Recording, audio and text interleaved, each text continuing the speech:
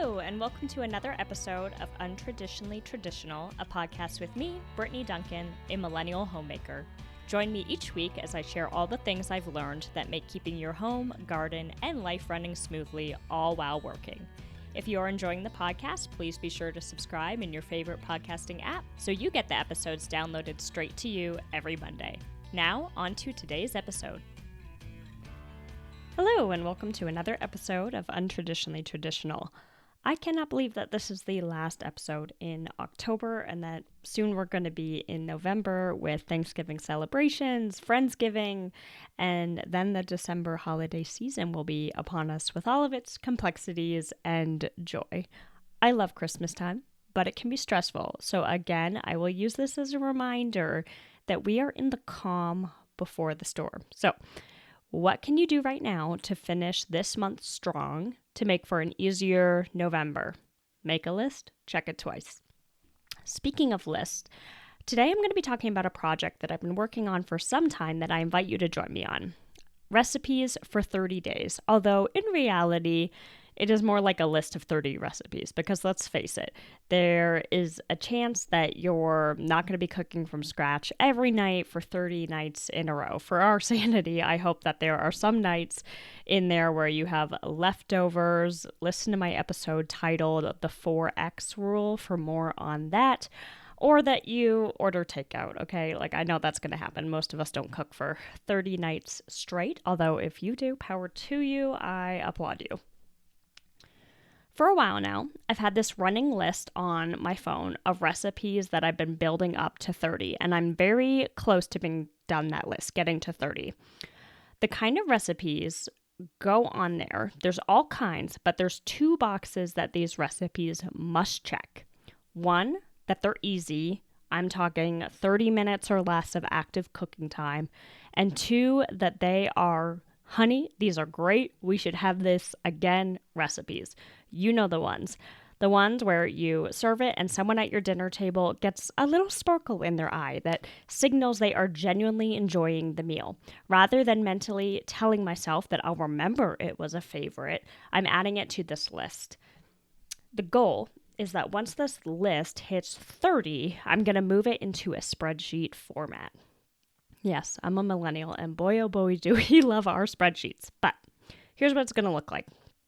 Columns will include ingredients and main meat and cuisine genre, Italian, Greek, Mexican, Cuban, Peruvian, so on and so forth. This is going to make my meal planning on weeks that are really busy simple because I can simply go to this spreadsheet of recipes that I know were a hit and I know that are easy, and I can look for recipes that differ in main meat and cuisine style and then simply copy and paste the ingredients from the ingredient column into my grocery list. Now, if I'm feeling techie, which I often am, I will take that grocery list and copy and paste it into ChatGPT and ask it to combine ingredients. And this is going to take all of the recipes that use garlic cloves, 2 cloves here, 5 cloves there, 3 cloves over here, and make it a simple 10 garlic cloves on my grocery list. And the important caveat here is that on your spreadsheet, when you're listing the ingredients in the ingredient column, that you list the actual amount of the ingredient, not just garlic. Most recipes that you use online, if you're copying and pasting the ingredient list from a link, are already going to have this done for you. They typically won't just say garlic, it'll specify a number of cloves. So important when you're putting that in your ingredient column on the spreadsheet, just make sure that you are putting the actual unit type, the measurement of the amount of ingredient that you will need. Now let's talk about where I like to find recipes.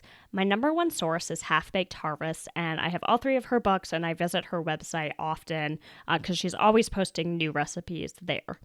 Her recipes are easy and they're flavor packed. Johnson and I are both big fans, so that's my number one source. Secondly, I love cookbooks, and I have a pretty large collection. Each week, I pull a few off a shelf, I flip through, and I pick out ones that spark interest. When I make a recipe, I add a Post-it note to the page with my feedback and any ingredient changes I want to make the next time I cook it.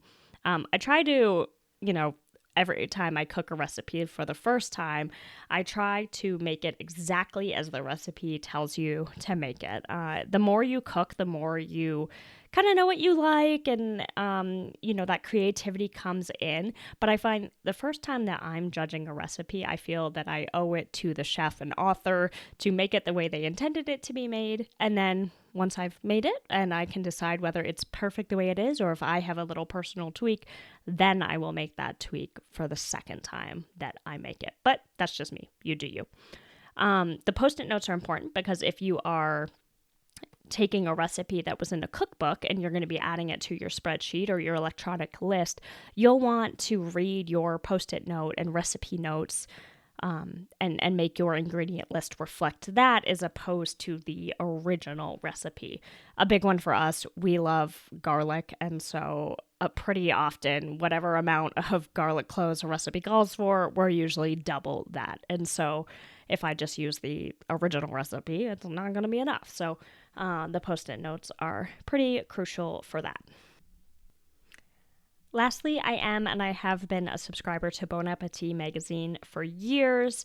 I have found, especially after COVID, that their publication got a lot more down to earth, which I appreciate. But their articles and their recipes really do get me out of my comfort zone when it comes to cooking. So I think it's important to try new recipes and techniques and ingredients. And so that's, for me, Bon Appetit fits that category a lot. And then if I make something and it turns out to be a wow, this was easy and really delicious, then I'm going to add it to my list of 30. If it was complex and delicious, this list or that recipe is for a different list or bookmark location. Your list of 30 is meant to help you turn great food out of your kitchen without stressing you out. You've already made these recipes, you know they're good, you've enjoyed making them, and that your family enjoyed eating them.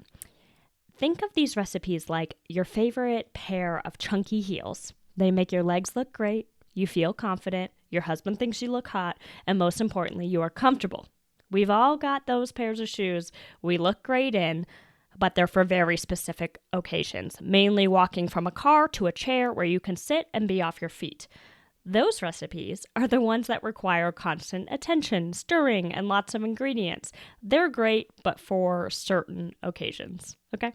All right, enough with my metaphor. I hope you feel inspired to start your own list of 30 wow recipes that are easy. Until next week, enjoy cooking and homemaking, everybody, and I'll see you in November. Thank you for listening to this episode of Untraditionally Traditional. If you enjoy the podcast, please share it with those special people who would love it too, and write a review. For more tips and photos of my home and garden, follow Untraditionally Traditional Pod on Instagram. Until next week, let's continue to make our homes places of joy and service to ourselves and those we share them with.